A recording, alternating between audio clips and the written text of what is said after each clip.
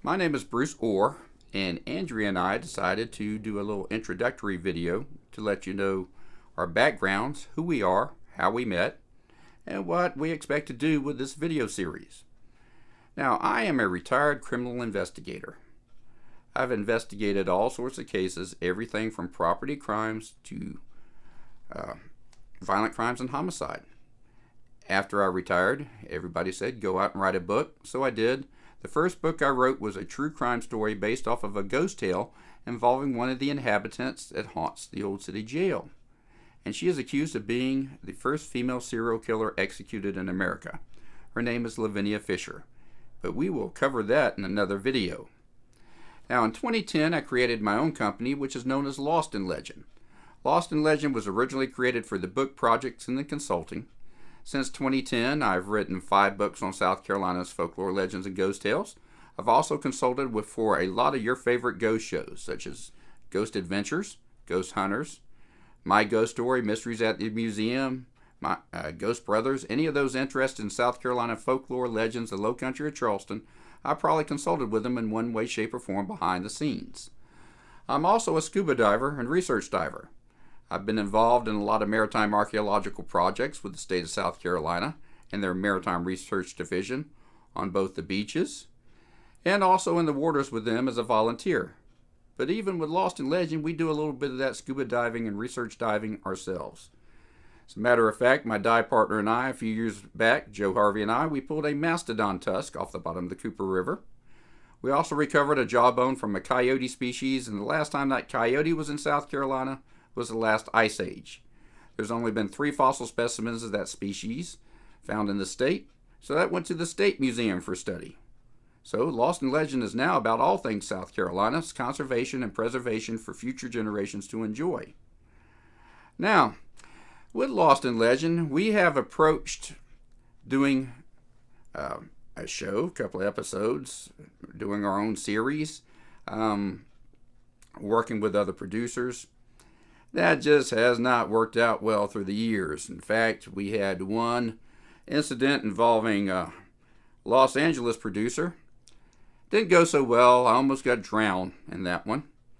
Another incident happened to be a New York producer, and he wanted to make all Southern people look like a bunch of jackasses. That didn't fly too well with me. As a matter of fact, after we finished shooting, he took us to a bar, fed us, and then gave us alcohol, which is probably really not a good thing to do with me.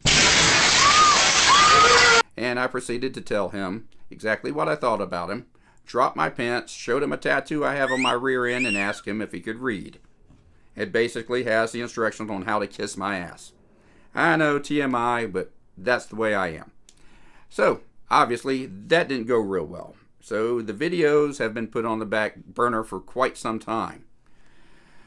Now, meeting Andrea. Well, cops, and let me put it this way, cops and attorneys, they don't always get along real well. I mean, there's exceptions to the rules, but cops and attorneys, they just don't mix.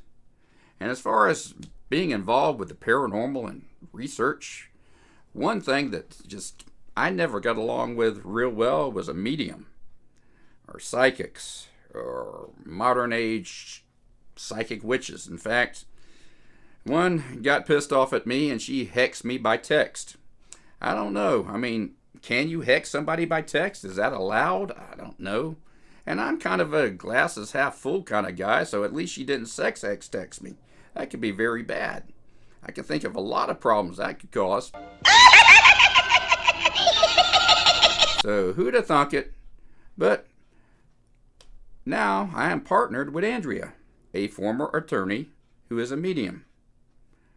Hell froze over, I'm telling you. But there's some things that she has done that I just have no explanation for.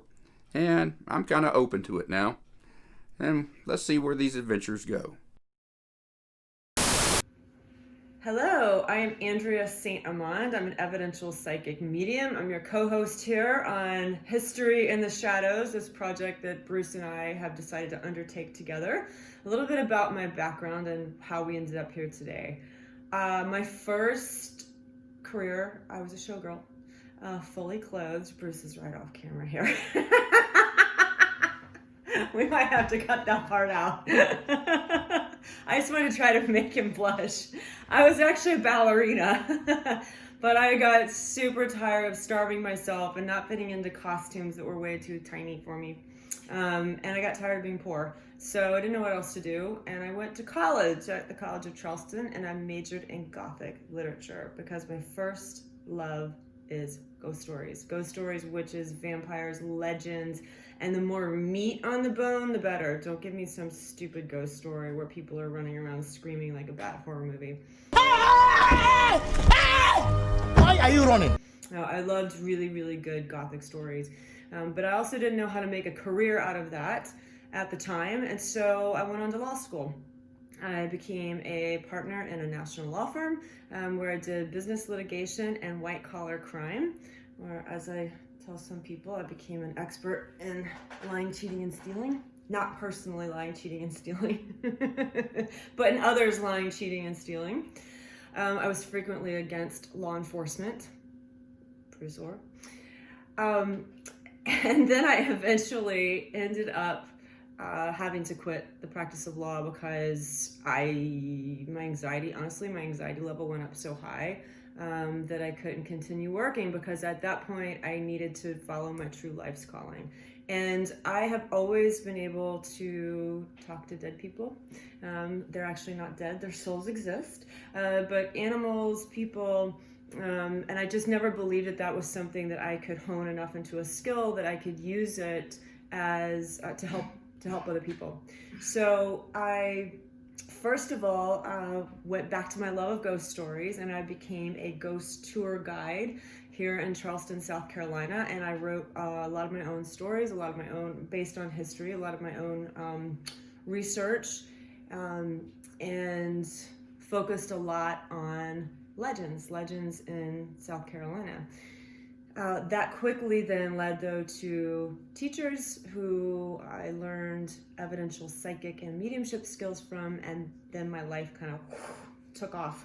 And readings are now pretty much all of what I do. I was on True Terror, which was a Travel Channel series, as a paranormal investigator. Sorry, no, I was a paranormal expert. I wasn't an investigator, I was an expert. But a lot of fun. But when that show ended, Bruce and I wanted to dig deeper into more legends around South Carolina and the Southeast, and bringing our unique expertise together. Both of us are very grounded, I think you'll find, and we love getting to the facts behind legends. And most of the history that fascinates both of us tends to be lurking in the shadows. So come along with us. Our intention with this show is to keep following our love of story and see where it takes us, first of all. But one of the things that gets on our last nerve, I can speak for Bruce on this too, is really stupid, bad ghost stories and really bad ghost shows. So here's the thing, here's what's not gonna happen. Things aren't going to be jumping at the screen at you. We're not going to have shock and horror type of things. We're not going to be talking about how the ghosts come back and try to scare you and haunt you into believing that something evil is after you. That is not where we're at. And Bruce is the one that coined the phrase that I love, which is, this is a thinking man's ghost show. So Bruce will be providing a lot of the detective legwork. I will be doing psychic medium work, which means there's a lot of times Bruce is going to know stuff about a story, and I'm going to ask him not to tell me about it ahead of time and see what I can find, see what my read is with property, with any building we might be on, with the human that we're talking about. One of the things I will admit that is very difficult for me as an evidential psychic medium is that there are some things that we won't be able to prove. So for instance, if I feel like I'm in contact with a soul and I'm getting information from that soul, we might not necessarily be able to prove it. So I ask you to have an open mind. In a normal reading. I've got a client and they can validate everything that I'm saying. But a lot of these characters, for lack of a better word, a lot of these characters that we're going to be encountering, there's no one left alive today to validate certain aspects of their lives that we may run into, that we may feel is very important and that needs to be brought to the surface. But we'll give it our best.